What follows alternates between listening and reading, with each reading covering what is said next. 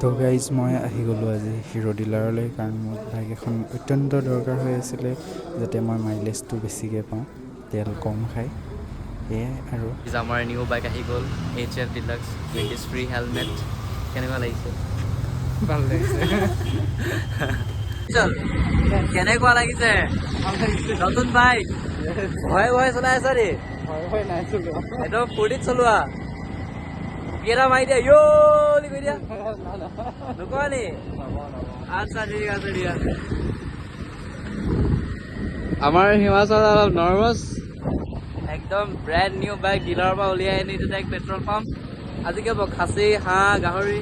আজি চব হ'ব। আজি চব হ'ব নি? বঢ়িয়া বঢ়িয়া। আৰু কোৱা, কেনেকুৱা লাগিছে এতিয়া এক্সপিৰিয়েঞ্চটো? মানে নিজৰ কষ্টৰে লোৱা বাইকখন কেনেকুৱা লাগিছে এতিয়া? বাৰু আগতে লৈছা, এখন দ্বিতীয় নম্বৰ হয় নাই? এখন একদম ব্ৰেণ্ড নিউ দেই। যিয়ে নহওক, সৰু হওক ডাঙৰ হওক, কষ্টৰে লৈছে, সেইকাৰণে আই এপ্ৰিচিয়েট। ভাল লাগিছে। Thank you guys. Petrol pump বন্ধ, এতিয়া আমি বেলেগ এখন পেট্ৰল পাম্পলৈ গৈ আছো। একো নাই, আমি বেলেগ এখন পেট্ৰল পাম্প ভৰাই ল'ম। পেট্ৰল পাম্পহে পাই গ'লো এতিয়া পেট্ৰল পাম্প, আৰু এতিয়া আমি তেল ভৰাই ল'ম। उसके बाद जाएंगे कहीं और। তো उसके बाद मैं चला गया, মানে মই গুচি গ'লোঁ দেৱাললৈ যোৰহাটৰ, তাতে গণেশ বাবাৰ ওচৰত আশীৰ্বাদ ল'লোঁ। এয়াই আৰু আজি